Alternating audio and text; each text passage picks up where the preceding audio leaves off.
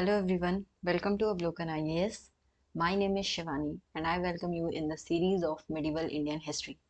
So आपको पता है it is a crash course going on. So we have already covered ancient India and now we have started with the medieval Indian history. And one lecture is also there which is for the invasion of Arabs and Turkish in India. And mainly it is the foundation of the whole medieval Indian history because due to invasion we see that the Muslim rule for the first time is established in India. Okay, so you are aware of this topic because you must have read about it in your basic foundation course. And now we are covering only for the crash course point of view, so it is for your revision purpose. So make sure you are going through all the topics carefully and revise.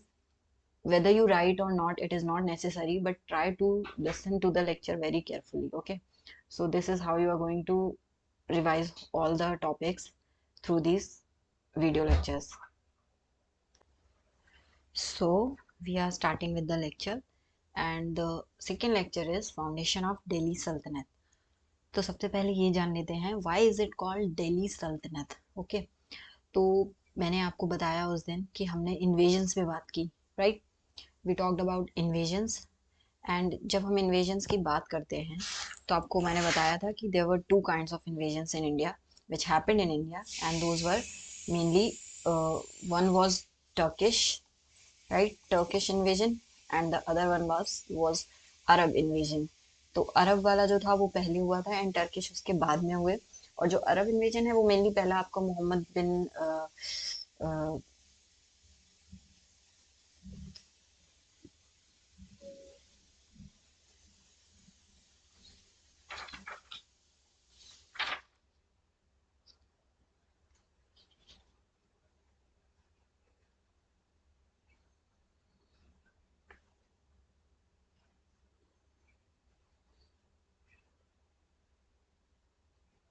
Yes.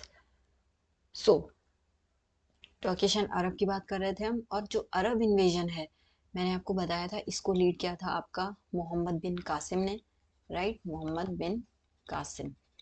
And the second one Turkish invasion में we have talked about Mahmud of Ghazni, right. Mahmud of Ghazni. Ghazni से था ये बंदा इसलिए हमने इसका नाम Mahmood of Ghazni है. And the other one is Mohammad Ghori. Both the names are same, I mean similar to each other, but आप लोग याद रखेंगे one is Mahmud of Ghazni and the other one is Mohammad Ghori. और ऑल्दो इनके जो कंप्लीट नेम्स हैं वो डिफरेंट हैं. जैसे कि आपका जो मोहम्मद गौरी है उसका पूरा नाम जो है मुइजुद्दीन मोहम्मद बिन साम, या फिर आप शिहाबुद्दीन मोहम्मद भी सुनते हैं, जबकि गजनी का नाम जो है वो अलग था. तो इस तरीके से हम बट इनको शॉर्ट में इसी तरीके से याद करते हैं और आपको भी यही यही रेफरेंसेस मिलेंगे. अब हम बात करते हैं कि ये जो टर्किश इन्वेजन है जो कि मोहम्मद गौरी के अंडर में हुआ, इसी ने कहीं ना कहीं आपकी फाउंडेशन एक तैयार की जिससे आपकी दिल्ली सल्तनत की जो है फाउंडेशन बनती है. ठीक है, तो हमने इसके बारे में आपको बताया था.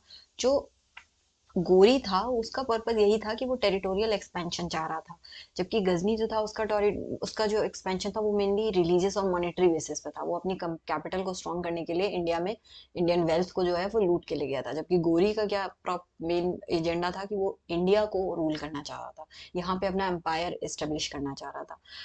तो गोरी का आपको पता है इन्वेजन हुए और उसमें उसने कई जगह कई डिफरेंट डिफरेंट एरियाज को धीरे धीरे टारगेट किया. 1175 से लेके 1206 तक लेके वो भारत में रहा है और डिफरेंट डिफरेंट एरियाज जो इंडिया के उस टाइम पे थे उनको उसने कैप्चर किया और धीरे धीरे उसने अपना एक तरीके से एम्पायर एक्सटेंड किया है. तो कहाँ मुल्तान, लाहौर, इस तरीके से वो पूरा पंजाब, सिंध, इस तरीके से होता हुआ वो पूरा आया है और हर एरिया को ईयर बाई ईयर जीतता गया.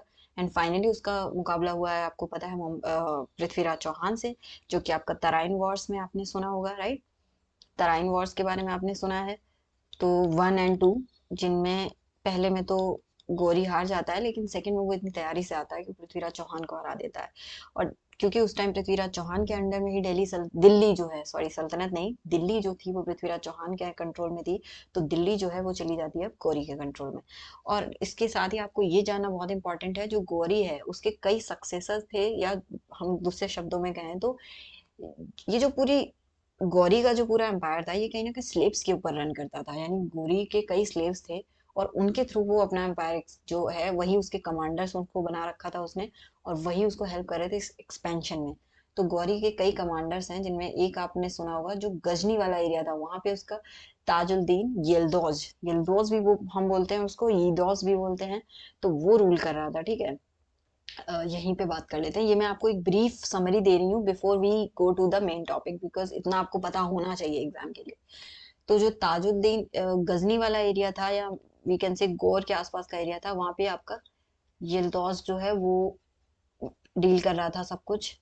और जो आपका दूसरा एरिया जो सिंध वाला एरिया था, है ना, सिंध वाला क्षेत्र बीच में पड़ता है before he came to India, तो उस बीच में जो एरिया ट्रांजिशन जोन जो हम कह सकते हैं, वो सिंध वाला एरिया है, और फ्रंटियर स्टेट भी है। तो वो जो आपका कंट्रोल में किसके था, वो था नसीरुद्दीन कुबाचा के कंट्रोल में, ठीक है। पूरा नाम मत मत भी याद रखिए, दैट इज नॉट इम्पोर्टेंट, आपको कुबाचा जरूर याद होना चाहिए। कबाचा, कुबाचा, इस तरीके की अरेबिक नेम्स हैं, तो उस तरीके से आप लोग याद रखेंगे। हिंदी में ऑल्दो इन्हें कुबाचा भी बोलते हैं, so you remember Qabacha, Yildiz Qabacha. And जो इंडिया में जब वो एक्सपेंशन कर रहा है, तो उसका कमांडर कौन है, द लीड कमांडर कौन है आपका, वो आप सबको पता होगा, दैट इज कुतुबुद्दीन ऐबक, ठीक है, कुतुबुद्दीन ऐबक। तो इस तरीके से ये पूरा जो उसका एम्पायर था, ये कई पार्ट्स में डिवाइड था। एंड इंडिया में भी मैं, एक और बंदा है जिसका नाम आपको पता होना चाहिए, जो बंगाल तक का जो एक्सपेंशन किया है, वो आपका किया है बख्तियारुद्दीन खिलजी ने, ठीक है। बख्तियार खिलजी भी याद रख सकते हैं आप, पूरा नाम ना भी याद रहे, बख्तियार खिलजी। तो ये कुछ उसके, ये सारे ही उसके स्लेव्स थे, और इन्हीं ने क्या किया है, डिफरेंट डिफरेंट एरियाज में उसके एम्पायर को लीड किया है। तो इंडिया में जो मेनली आपको जो मेन एम्पायर किसके अंडर में दिखता है, वो मिलता है कुतुबुद्दीन ऐबक के कंट्रोल में, ठीक है। तो ये चारों आपको नाम याद होने चाहिए, जो कि गौरी के ही सक्सेसर्स रहे हैं, ठीक है। तो चलिए अब हम स्टार्ट करते हैं अपना लेक्चर। तो जो गौरी की डायनेस्टी, अच्छा, उस लेक्चर स्टार्ट करने से पहले आपको एक चीज बता देती हूँ, जो दिल्ली, अब देखिए गौरी जो है वो तो 92 से लेके 96, 1202 4 ऐसे करके कई युद्ध उसने जीते हैं, कई जो डायनेस्टीज थी उनको हराया, और उसके बाद वो अपना एम्पायर जो था वो कुतुबुद्दीन के कंट्रोल में देके एक तरीके से वापस अपने क्षेत्र जा रहा था, वापस अपनी किंगडम जा रहा था, दैट वाज इन गोर, ठीक है। गोर जाना चाह रहा था वो। तो रास्ते में ही उसको जो है उसकी डेथ हो जाती है, उस पर अटैक कर दिया जाता है, खोखर्स ट्राइब जो थी, उन्होंने उस पर अटैक कर दिया और उसकी वजह से उसकी डेथ हो जाती है। तो गौरी जो है वो 1206 में उसकी डेथ हो गई है, ठीक है। तो उसके बाद उसका जो इंडिया में जो उसका एम्पायर पूरा था, वो ऑलरेडी कुतुबुद्दीन ऐबक को कंट्रोल में दे चुका था। सो द कुतुबुद्दीन ऐबक को हम क्या कहते हैं, फाउंडर बताते हैं दिल्ली सल्तनत का भी, not the real founder, but yes he kind of founded the Delhi सल्तनत, ठीक है। तो दिल्ली सल्तनत जो है उसकी शुरुआत आपके कुतुबुद्दीन ऐबक ने की है, he was the first sultan. अच्छा, अब आपको पता होना चाहिए why do we call it Delhi सल्तनत, ठीक है। एम्पायर क्यों नहीं बोल दिया हमने, साम्राज्य क्यों नहीं बोल दिया, है ना। पहले तो इससे पहले साम्राज्य होते थे, बट वी कॉल इट सल्तनत बिकॉज जो सुल्तान वर्ड है, ये जो आपको यहाँ पे सुल्तान वर्ड दिख रहा है, ये एक अरबिक ओरिजिन वर्ड है, ठीक है। इसकी जो ओरिजिन है वो अरबिक है, विच मीन्स पावर, ठीक है। तो सुल्तान जो है, it is Arabic word which means power, plus ये जो है, देखिए आपको पता होगा अरब से ही जो इस्लाम है उसका ओरिजिन हुआ है, और वहीं से एक्सपेंशन स्टार्ट हुआ है इनका। तो इनका मैंने बता चुकी हूँ, इनका रिलीजियस के साथ साथ territorial expansion was one of the reason. तो जब ये इंडिया में आए, तो जो टेरिटोरियल हेड होता है, देखिए उनका इस्लामिक हेड तो खलीफा होता था, कैलिफेट होता था, बट उसका टेरिटोरियल हेड जो बनता था उसको वो क्या कहते थे, सुल्तान कहते थे, ठीक है। तो टेरिटोरियल टेरिटोरियल हेड हमेशा सुल्तान होगा।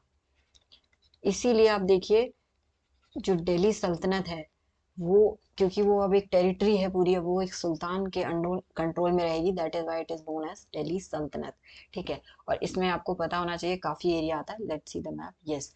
तो ये जो इनकी पूरी दिल्ली सल्तनत थी, वी कैन से, तो ये देख रहे हैं आपको, ये मुल्तान, लाहौर, ये सब मैंने भी बताया आपको, ये सब एरियाज जो गोरी था उसने धीरे धीरे जीते, और फिर बाद में जब दिल्ली वगैरह और दिल्ली के आसपास यहाँ पे राजपूत कुछ स्टेट्स थे, उनको भी जीता।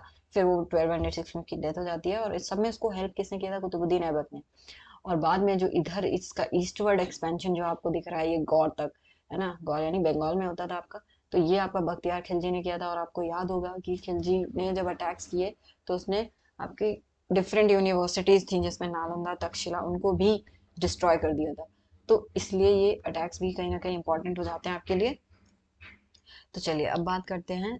तो ये आपको याद होना चाहिए, मामलुक डायनेस्टी जो थी, मामलुक जो वर्ड है इसका मीनिंग होता है स्लेव, ठीक है। मामलुक वर्ड का जो मीनिंग है दैट इज स्लेव, इसीलिए ये डायनेस्टी ही मामलुक डायनेस्टी, या in other words we can say slave dynasty इसको बोला जाता है, because it was established by a slave, है ना, कुतुबुद्दीन ऐबक, जो कि आपका ऐबक ट्राइब से बिलोंग कर रहा था, इसीलिए उसका नाम ऐबक है ना, ट्राइब के नेम पे ही होता है। So the founder was Qutbuddin Aibak, but he was not the real founder. Real founder आपका कौन बनेगा? इल्तुतमिश बनेगा, ठीक है। I'll write it here. Real founder, ठीक है। रियल फाउंडर ऑफ दिल्ली सल्तनत की हम बात कर रहे हैं, वो आपका इल्तुतमिश है, जबकि फाउंडर ऑफ दिल्ली सल्तनत वो आपका क्या है? कुतुबुद्दीन ऐबक। तो आपको ये पता होना चाहिए। और ये पूरी डायनेस्टी है, ये आपको यहाँ पे दिख रहे हैं डिफरेंट डिफरेंट किंग्स के नेम हमने यहाँ पे मेंशन किए हैं, जिसमें कुतुबुद्दीन ऐबक, आराम शाह बीच में थोड़ा टाइम रहा, but he was not a great sultan, so his name is not there particularly. Then we come to Iltutmish, Rukunuddin Firoz, and then comes Razia, ठीक है। Razia is important because she is the first and the only female sultan of Delhi Sultanate, तो you should know this. And then these, बीच में ये देखिए थोड़े से कुछ Kings और आए हैं जिनके नाम इतने पॉपुलर नहीं है इंडियन हिस्ट्री में। और उसके बाद जो इम्पोर्टेंट रूलर आता है that is Balban. And Balban के बाद भी जो एम्पायर था वो कहीं ना कहीं डिसइंटीग्रेट हो जाता है, एंड कैकोबाद कैमर्स जो थे they were not very influential. So इस तरीके से ये पूरी लीनियज रही है, and it is mainly we are talking about Mamluk dynasty. जबकि इनके अलावा देखिए सल्तनत की जब हम बात करते हैं तो सल्तनत में लगभग 5 डायनेस्टीज ने रूल किया है, ठीक है। और इनका जो सीरियल है वो आपको ये यहाँ पे मेंशन किया हुआ है। तो देखिए मामलुक डायनेस्टी का जो रूल है मैंने भी बताया, it was dynasty of slaves, है ना, जो इनिशियली जो स्लेव्स, क्यों स्लेव डायनेस्टी बोल रहे हैं? Because Qutubuddin Aibak was the slave of Mohammad Ghori. And जो मोहम्मद गौरी जो है उसने अपनी डायनेस्टी को कुतुबुद्दीन को सौंप के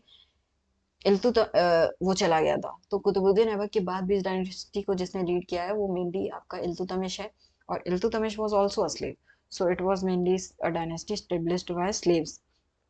और टाइम पीरियड आपको यहाँ पे दिख रहा है 1206 टू 90, यानी एक अच्छा टाइम पीरियड में उन्होंने रूल किया है। Then comes the Khalji dynasty, या we can say Khilji dynasty. इन्होंने 1290 से 1320 तक रूल किया, लगभग 30 years they rule. And the main rulers you know it is Jalaluddin Khilji was the founder, and Alauddin Khilji is the main efficient ruler. Then we come to Tughlaq dynasty. Tughlaq dynasty is mentioned here, and it ruled it ruled for a longer time period, right?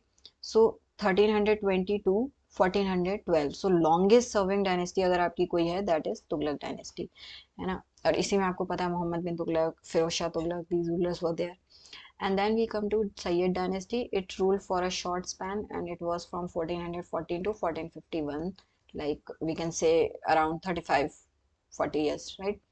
Then we come to Lodi dynasty. It was the last ruling dynasty, and आपको पता होगा Lodi dynasty, it rule from 1451 to 1526, approx 75 years. And आपको याद होगा कि इसका जो end है that happened by battle of Panipat, right?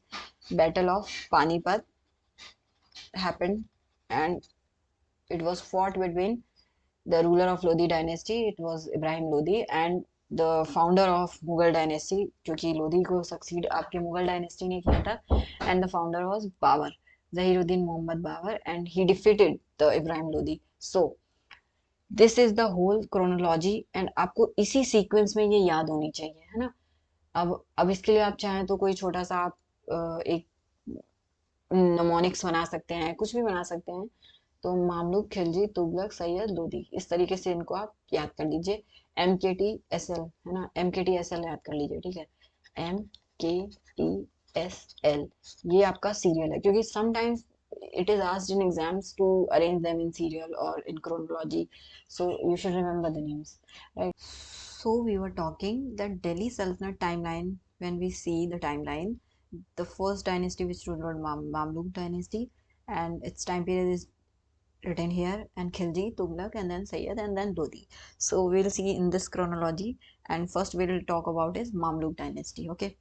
So Mamluk dynasty की अगर बात करें तो it was, I have already told you, it was a slave dynasty because it was established by a slave and Mohammad Ghori slave who was Qutubuddin Aibak. So and Qutubuddin Aibak was a slave of, मतलब he belong to Aibak tribe, ठीक है, क्योंकि tribes थे, they all were tribals, so he belonged to the Aibak tribe, and we can, in other words, we can also say that he established Qutbi dynasty, right? Sometimes it is mentioned somewhere in exams, so you should remember he established Qutbi dynasty. So he established slave dynasty after being a slave of Muhammad Ghori. Okay, it is already clear. Focused on internal consolidation during his short reign. Okay, short reign because I have already told you he was there only for 2 to 4 years. Like शुरू में तो उन्होंने 92 में, although he won the battle in 1192, है ना, Tarain, that was a decisive battle, but Tarain का जो second battle है, पृथ्वीराज चौहान हार जाते हैं इसमें. लेकिन पृथ्वीराज चौहान के अलावा भी there were other Rajput rulers also which were ruling in India, like in Kannauj there was ruler, Garhwal ruler Chandra, Jaichandra, right, and Malwa ruler was there, है ना, आपके Solanki ruler was there. So these were also the dynasties. So he kind of fought a war with all of these dynasties, and then finally he got an empire for his own. So it was built in around 1200 to 6, ठीक है. तो इसलिए हम कह रहे हैं कि बहुत ही short span, he mainly consolidated the empire, he only won the battles, and then he built the Quwwatul Islam Mosque in Delhi to commemorate Islam's victory in India, right? तो ये एक इम्पॉर्टेंट फैक्ट है जो आपको पता होना चाहिए. कुव्वत, या देखिए, it was the first, it in in other words we can say it was the first mosque to be built in India, right. तो यही यही है, यहीं पे आपसे यूपीएससी खेल सकता है, बिकॉज हम इसको सिंपली ऐसे पढ़ लेंगे that he built the Quwwatul Islam mosque in Delhi, right. But हम इसको इस तरीके से भी तो सोच सकते हैं, because it was the first mosque to be built in India, right, in Delhi. ये पहली बार है जब कोई मॉस्क बन रही है इंडिया में, बिकॉज इससे पहले दिल्ली तक तो इस्लाम का कंट्रोल ही नहीं था. सो ये एक अदर फैक्ट है जो कि हमें यहाँ पे याद रखना चाहिए. आई have already marked it, okay, I have marked it with star, so you should remember. If it is asked in exam like the first mosque was built during whose reign or during which time period, like, or if it is given in a statement format, then you should also remember. And he constructed the 2.5 Din ka झोपड़ा, है ना. तो ये भी आप लोगों को याद होना चाहिए. 2.5 Din ka Jhonpra, we say it in Hindi because 2.5 is not clear, it is 2.5 days.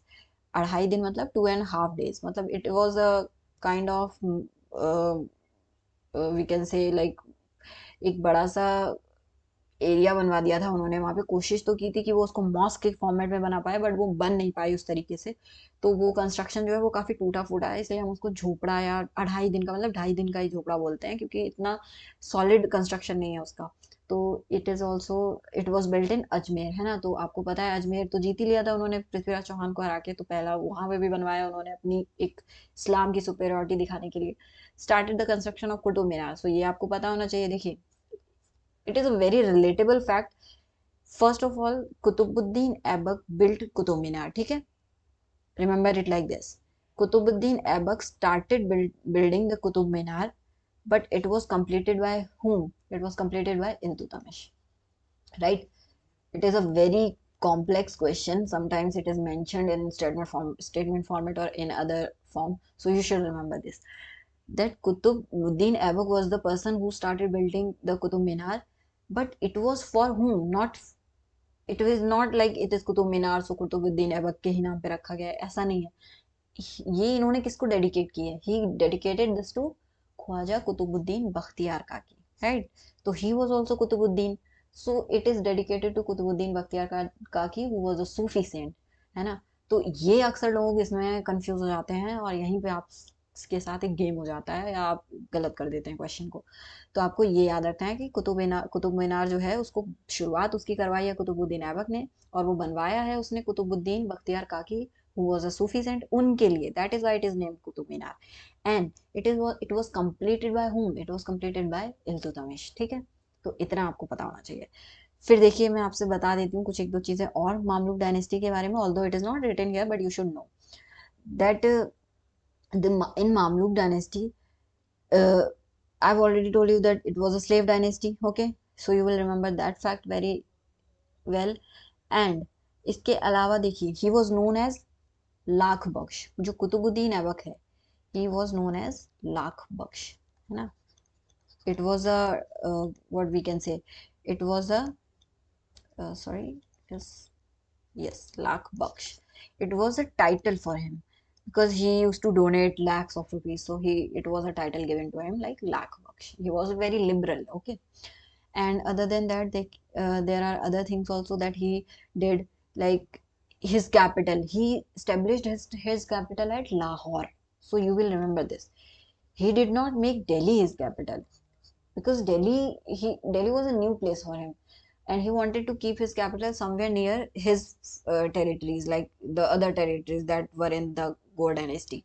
So he built the capital at Lahore. Okay, so he stayed there. He stayed in Lahore only, and that is why Qutubuddin ऐबक्स का जो tomb है, जो मकबरा है, वो भी आपका लाहौर में मिलता है, ना कि आपको दिल्ली में मिलेगा. तो ये भी आपको पता होना चाहिए. ठीक है. So his capital was at Lahore, and I have told you that his during his time the dynasty was divided in different parts, and Kutubuddin, the Muhammad Ghori had already divided his empire into different parts, and he had given some part to the Yildiz, some part to Kubacha, and some part to Kutubuddin Aibak. And the Indian part was given to Kutubuddin Aibak, and the Bengal region, the Bengal part was given to Bakhtiyar Khilji. Okay, so you will remember all this. Okay. इसके अलावा कुछ एक दो चीजें और देख लेते हैं जो कि इम्पोर्टेंट हो सकती है हमारे लिए. तो देखिए, लिटरेचर की अगर हम बात करें तो एक इम्पॉर्टेंट बुक मिलती है हमें हसन निजामी की, राइट. हसन निजामी की बुक है, I write it here because it belongs to Kutubuddin Aibak's time, so we will remember it. Hasan Nizami, Hasan Nizami की बुक है, and that is Tajul Maasir, Tajul Maasir, right. So this book is very important because the early medieval period, or we can say the foundation of Delhi Sultanate, how it happened, what happened, who were the rulers, how did they rule, what were their policies. So all this is mentioned in this text. So we will remember this text as well. Okay. Now let's move on. See, this is the territory. As you can see, the Multan, Lahore, all these parts were under the control of Mamluk Sultanate, and the Lahore was the capital under Kutubuddin. Okay, under Kutubuddin. But when Iltutmish will come to power, he will make Delhi his capital. Okay, so ये आपको याद रखना है. That is why we say the real founder of Delhi Sultanate was who? Was Iltutmish, because he made Delhi the capital, right? But Qutbuddin had made his capital at Lahore. So we cannot say that Delhi Sultanate is established. Okay. So it is the control, the whole this territory is known as Mamluk Sultanate. So initially they were confined to these areas, right? Let's move on to the next important ruler. Although, see, here you have seen the whole series of the rulers is given. Kutubuddin Aibak, Aram Shah, like he ruled for 1 year. Then came Iltutmish. So we will see the only important rulers. We don't have to go through all the rulers here because they are not very important for us. Even the questions are not asked about them. So we'll move to the important ones. Okay, so Iltutmish was the second important ruler, and I have already told you that he is known as the real founder, real founder of Delhi Sultanate. Now everybody is clear that why he is called the founder of Delhi Sultanate, real founder of Delhi Sultanate, because he was the one who made the capital at Delhi. Okay, so I'll write it here for your convenience. He made the capital at Delhi. इससे पहले capital क्या थी आपकी? Lahore. Okay. Originally named Shamshuddin Iliyas. ठीक है, नाम इनके कुछ और होते थे बट वो अपने किसी डिफरेंट नेम से रूल कर रहे हैं या हम उनको उस नेम से जान रहे हैं. So his name was Shamshuddin Iliyas and was son in law of Aibak. Okay, तो ये भी याद रखेंगे, ऐबक से ही जुड़ा हुआ थे ये. Although he was also slave of Aibak. Okay, saved India from Mongol invasion and particularly by defending against Genghis Khan's forces. इसमें एक ट्विस्ट है, although it can be mentioned that he defeated Mongols or did he ever fought Mongols, so we can say that he never fought against Mongols. Okay, there was no direct conflict between Genghis Khan and Iltutmish, because he played with diplomacy.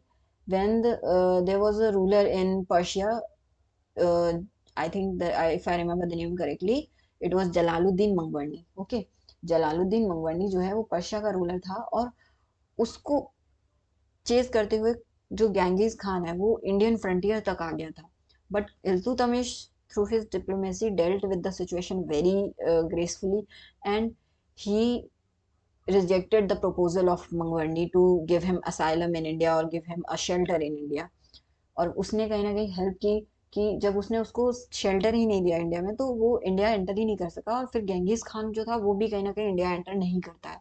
तो ये एक important point है जो आपको पता होना चाहिए, कि gang the Mongol force never never entered India, ठीक है, or they never had the fight with Iltutmish, because he dealt with it very diplomatically. So here it is mentioned shifted capital from Lahore to Delhi. That I have already told you why it was shifted and why was it at Lahore. Okay. Completed the Quwwatul Islam Mosque and Qutub Minar. I have already told you that Quwwatul Islam Mosque, it was started by whom? Qutubuddin Aibak, right? दोनों ही जो construction है वो किसने start किए हैं? ऐबक ने। और ऐबक का ही सन इन लॉ है आपका इल्तुतमिश, और जब वो बाबर में आ रहा है तो वो क्या करवा रहा है? इन बिल्डिंग्स का कंस्ट्रक्शन। अब ये देखिए यहाँ पे आपको दिख रहा होगा राइट में, here it is the Qutub Minar. Delhi में है कुतुब कॉम्प्लेक्स, आप लोग जरूर जाइए जो भी दिल्ली में है, you can see all the infrastructure there, है ना। और ये जो है आर्किटेक्चर, ये अपने आप में ही बहुत ही एक हमारे लिए हेरिटेज है, art and culture point of view से it is very important. Other than that, you can it is very important from historical point of view, because it is a building which was constructed in 1190s, right? We can say in 12th century, ठीक है, if even we agree that it was constructed in 12th century, तब भी इसको बने हुए आप समझ लीजिए आज से लगभग 800 साल हो चुके हैं. So it is 800 years old building. So it is very important that you see a building like this and the intricate carvings on this building.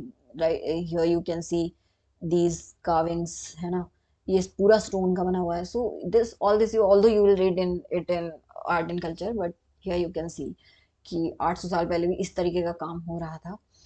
So the mosque and the Qutub Minar was completed by Iltutmish. Introduced Iqta system. It is very important. What was Iqta system? Iqta system was a land assignment. Okay, in lieu of salary. Like the Iltutmish था, उसने like he was very diplomatic. So he started this new system that he'll not pay salary to everyone or his commanders, or we can say his ministers. उनसे बल्कि वो क्या करेगा, उसने एक pact उनसे साइन करवाया कि आप जिस जिस एरिया, आपको एरियाज दे दिए गए हैं, आप इनको रूल करिए, ठीक है, एम्पायर के, और छोटे छोटे एरियाज दे दिए हैं, आप इनको रूल करिए, यहाँ से रिवेन्यू जनरेट करिए. और ऑल्दो हेड कौन रहेगा? किंग ही रहेगा, वी कैन से सुल्तान रहेगा, सॉरी यार किंग नहीं लिखते हैं, it will give a wrong message, will write here सुल्तान, ठीक है, क्योंकि head of the state Islamic rule में कौन है? आपका सुल्तान है, ठीक.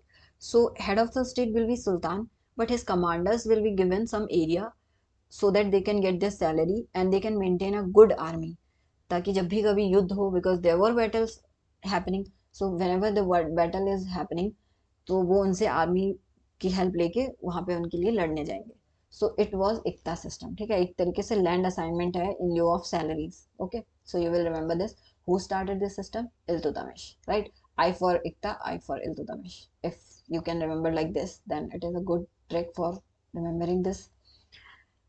Introduced a coinage system for Delhi Sultanate. टंका जो है आपको पता है coinage system, because now he is the one who has got a good time spent to rule. You can see here, ठीक है. अच्छा हाँ, कुतुबुद्दीन के ऐबक के बारे में एक चीज इंपॉर्टेंट ये भी है, आप लोग याद रखिए, that after Gori he ruled only for 4 years, ठीक है, because in 1206 Gori gave him all the power, or we can say like all the authority to rule the Indian parts, and he left for the Ghor.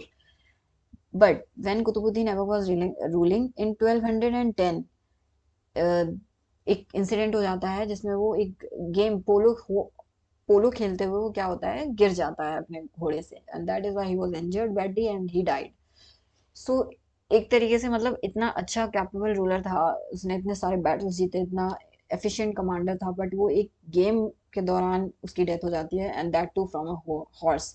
सो ये एक बहुत ही important point है, आपको याद होना चाहिए, कई बार एग्जाम में मेंशन हो जाता है. So he ruled for a very short period like 4 years only.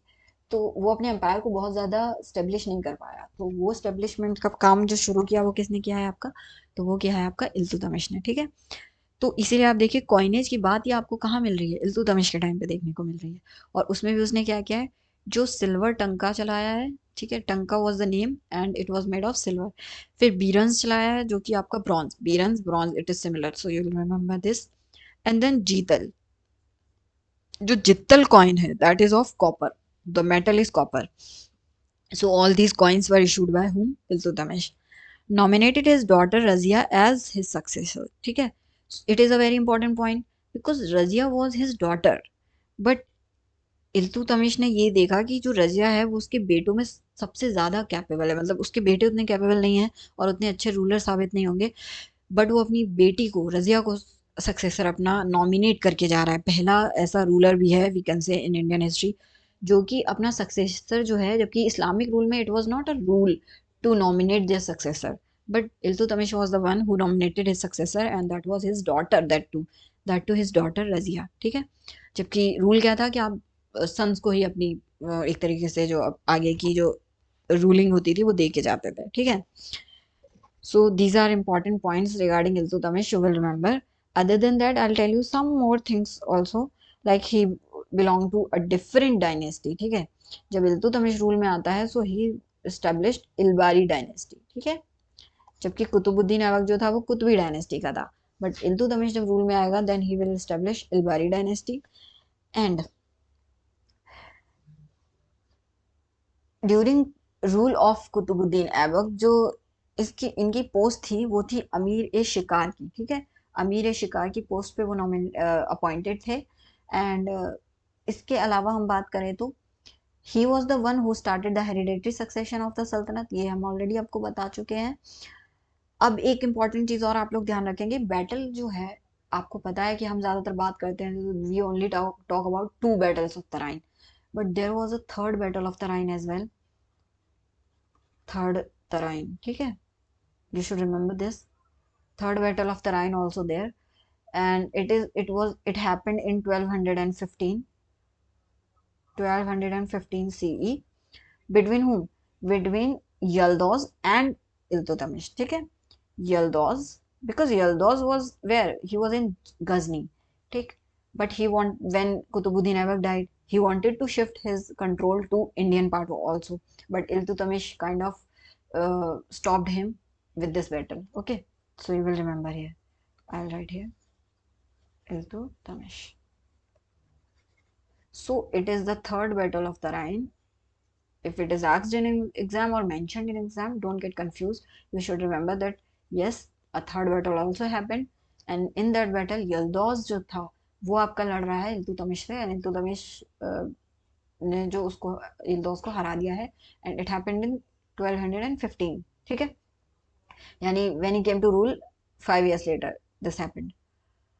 So you will remember this. And आपको मैं बता चुकी हूँ कि किस तरीके से उसने चंगेज खान जो है या गेंगिस खान जो है उसके जो इंडिया में जो एंट्री हो सकती थी उसको उसने किस तरीके से रोका.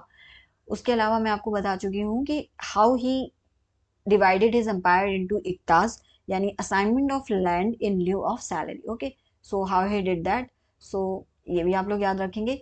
इसके अलावा एक बहुत ही इंपॉर्टेंट पॉइंट है जो कि यहाँ पे नहीं दिया है, but I will write it here. You will remember that he started a system known as Turkan-e Chehalgani. Turkan-e Chehalgani. Now you will ask, what was that? Like, what is this? Turkan-e Chehalgani. So it was a group of 40s. Let me write it here. Group of 40. Group of 40 is what? Group of 40 is the group of 40 trusted nobles of Iltutmish. ठीक है, तो यानी इसमें वो क्या कर रहा है, जरूरी नहीं है कि इसमें 40 ही हों, बट इल्तुतमिश के टाइम पे लगभग ये 40 लोग होंगे जो कि बहुत ही हाईली पावरफुल प्लेसेस पे होंगे, ऑफिसर्स होंगे, ऑफिसर रैंक के लोग होंगे, और जो कहीं ना कहीं पर्सनल सपोर्टर भी रहे होंगे इल्तुतमिश के, और इन्होंने उसको हेल्प की होगी उसकी आर्मी को रन करने में, उसकी जो एडमिनिस्ट्रेशन है उसको रन करने में। So he established an a group, he made a group, ठीक है, and that is Turkan Chahalgani. ठीक है, so you will remember, this is very important, you should remember it. So this was all about Iltutmish, and you will remember one thing is also there when we talk about the construction part.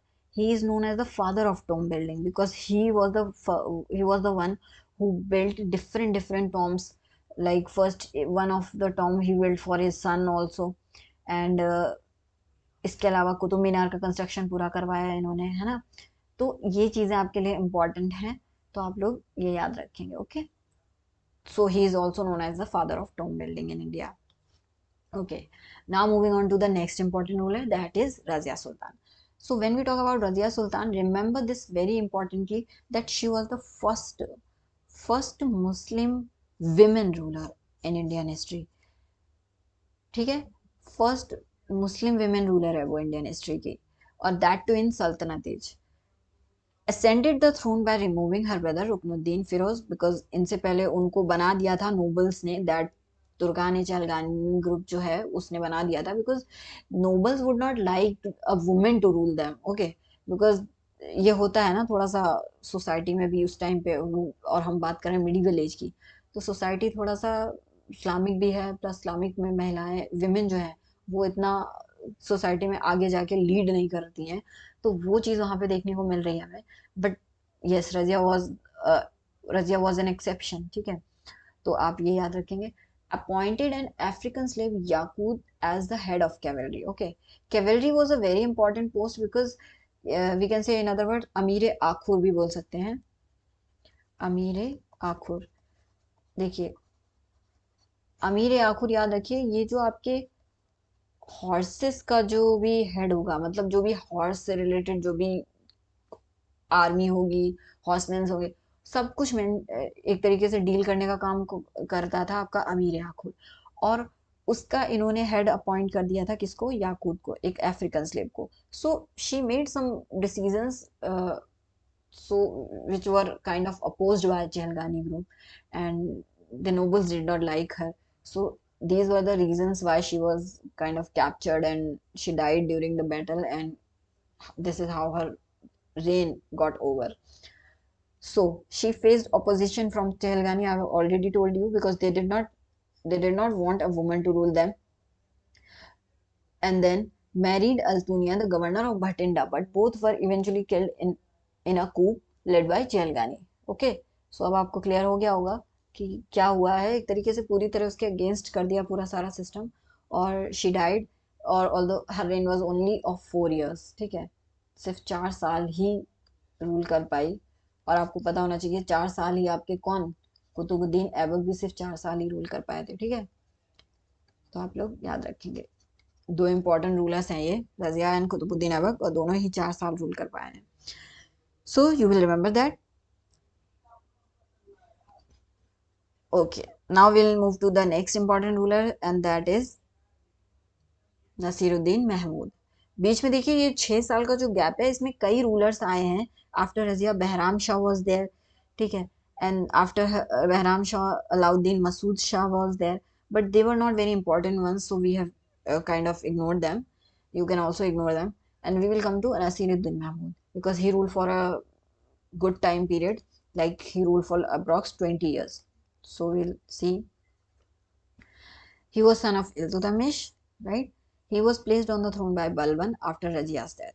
Okay, तो बलवन इनको rule एक तरीके से place करवाने में help कर रहा है, and Balban also was part of the Chahalgani group. Okay, more interest he was interested in philosophy, मतलब उसको रूलिंग में इंटरेस्ट नहीं था, और वो he was interested in reading and philosophy and everything, but Balban जो है वो कहीं ना कहीं उसको बना दे रहा है किंग, ताकि एक तरीके से पपेट रूलर वाला सिस्टम चल सके। समझ रहे हैं, ये एक पपेट रूलर वाला सिस्टम चल रहा है, पपेट रूल का, जिसमें रियल रूलर कौन होगा, आपका बलबन होगा, क्योंकि वही उनको बना रहा है। और उसका नाम किसका चलेगा, नसीरुद्दीन महमूद का। सो यही हमें देखने को मिला है। और देखिए इनके टाइम पीरियड पे बलबन जो है वही सारी चीज़ों को लीड कर रहा था, और वही सारे, वो वजीर भी था एम्पायर का, और उसने अपनी बेटी की शादी भी नसीरुद्दीन महमूद से की हुई थी, तो एक तरीके से उनका दामाद हो गया ये। तो इस तरीके से ये पूरा सिस्टम बलबन ही कहीं ना कहीं पूरा मेंटेन कर रहा था। वजीर, आपको पता होगा कि वजीर ही उस टाइम के प्राइम मिनिस्टर्स होते थे, मतलब आज के प्राइम मिनिस्टर तब के वजीर होते थे।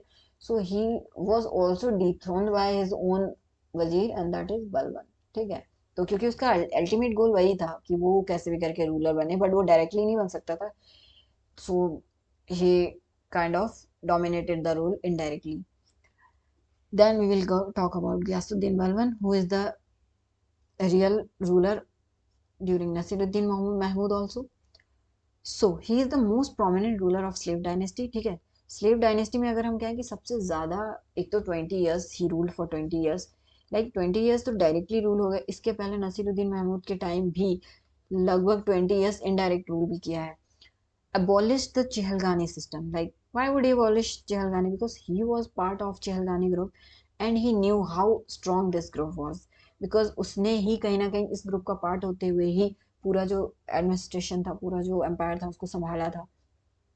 So he got rid of this Chehalgani group instantly when he came to the power, because he did not want any other noble to do this with him also. To strengthen the monarchy's power, emphasize the sultan as a divine figure, right? मतलब ये कुछ नए systems हैं जो, मतलब अब वो monarchy को स्ट्रॉन्ग कर रहा है, वो सुल्तान की जो लीडरशिप है उसको स्ट्रॉन्ग करना चाह रहा है, सुल्तान की सीट को स्ट्रॉन्ग करना चाह रहा है, ताकि कोई उसको अपोज ना कर सके, कोई उसके खिलाफ खड़ा ना हो सके। So he emphasized on the divine figure, मतलब emphasized sultan as a divine figure, like here it is mentioned God's shadow on earth. और अगर हम अरबिक या उस लैंग्वेज में बात करें तो जिले इलाही, wait wait wait, sorry, yes, जिले इलाही, like shadow of God, it is the real word here. And shadow of God on earth is what, zille ilahi. So he used to call himself as zille ilahi. Introduced Persian customs like Sizda, Paibos, है ना, Jamnibas and Nowruz. Nowruz तो you know the New Year festival of Persian New Year festival है Nowruz। ठीक है, इसको introduce किया because Balban was highly impressed with the Persian monarchy. So he introduce Persian customs in his empire, like सिजदा है, पाइबोस है, पाइबोस meant what, like touching the feet of the sultan or kissing the feet of sultan, and sizda like uh, bowing down to sultan, like these were the systems he introduced in his empire, in his court। Establish the दीवान यारिज, ठीक है। अब क्योंकि बलबन के पास भी एक अच्छा खासा टाइम पीरियड आपको दिख रहा है रूल का, तो उसने पहला काम क्या किया, उसको पता था कि उसका वो पहले से 40 साल is a big time period, तो उसने नोटिस किया कि सबसे पहले उसको क्या करना पड़ेगा, अपनी आर्मी को स्ट्रॉन्ग करना पड़ेगा।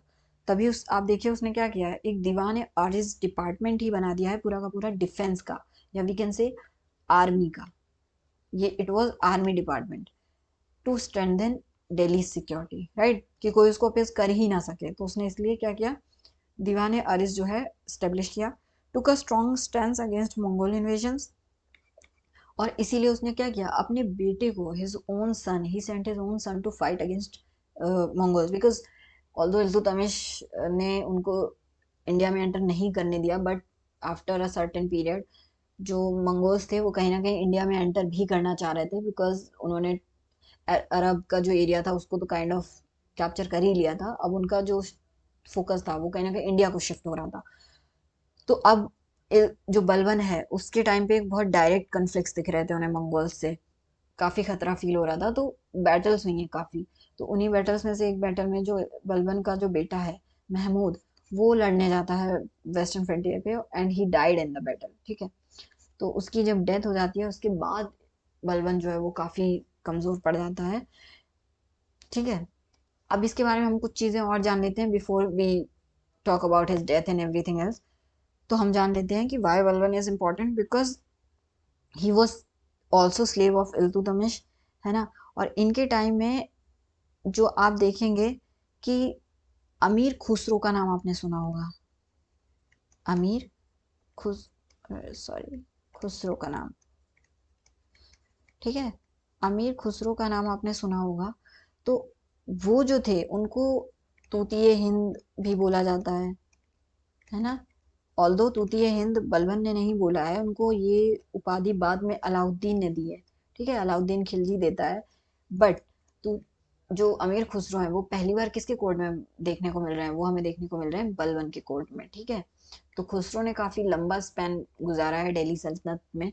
तो आप लोग याद रखेंगे फर्स्ट सुल्तान जिसके कोर्ट में अमीर खुसरो दिख रहे हैं, दैट इज बलबन्स कोर्ट। ओके। इसके अलावा एडमिनिस्ट्रेशन की अगर हम बात करें तो काफ़ी स्ट्रॉन्ग सेंट्रलाइज्ड आर्मी थी, और यही उस कहीं ना कहीं उसको हेल्प मिली to deal with internal disturbances and to repel the Mongols also. और उसने क्या किया है, बहुत ही एक इंपॉर्टेंट काम मैंने अभी बताया, उसने दीवान उनजरात या वजारत जो था आपका फाइनेंस डिपार्टमेंट था, उसको अलग कर दिया आपके दीवान अरिज से, यानी मिलिट्री डिपार्टमेंट से। तो मिलिट्री डिपार्टमेंट एक अलग से तैयार कर दिया उसने, ताकि मिलिट्री जो है वो रेवेन्यू से ना कन्फ्लिक्ट करे, ठीक है। इसके अलावा उसने क्या किया, एक बहुत इंपॉर्टेंट काम किया है, उसने दीवान बरीद और बनाया है, ठीक है। ये मैं यहाँ पे मेंशन कर देती हूँ, ही एस्टेब्लिश्ड दीवान ए बरीद। बरीद इज व्हाट, स्पाई डिपार्टमेंट, ठीक है। एक तरीके से स्पाई करने के लिए, लाइक कुछ भी गलत ना हो एम्पायर में, कुछ भी कोई कॉन्स्पिरेसीज ना चल रही हो, नोबल्स कोई उसके खिलाफ कॉन्स्पिरेशन ना बंद कर रहे हो, तो ये सब चीज़ें वो क्या कर रहा है, इनको डील करने के लिए उसने दीवाने बरीद बनाया है, ठीक है।